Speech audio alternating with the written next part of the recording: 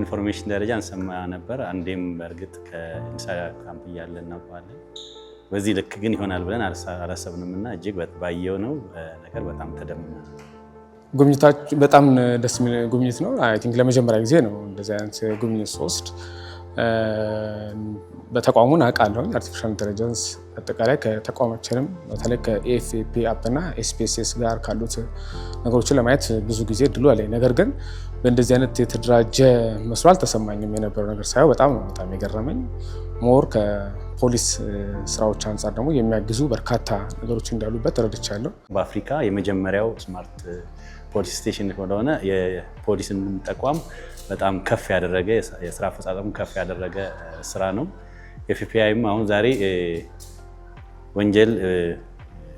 ወንጀለኛ የማያመልጥበት ደረጃ ያደረሰበት ህዝቡም ደግሞ በሰፊው እየተጠቀመ ጥቆማ የሚያካሄድበት ፖሊስም ያንን ጥቆማ ተከታትሎ ሶሉሽን የሚሰጥበት ደረጃ ተደርሷል። ወደፊትም በደንብ አብረን እንሰራለን። ቅድም እንደተገለጸልን መሰረት ከእናንተ ጋር በብዛት በደንብ ብዙ ስራዎችን ከሜዲካልም ብዙ ቅድም የቀረቡልን ፕሬዘንቴሽኖች አሉ።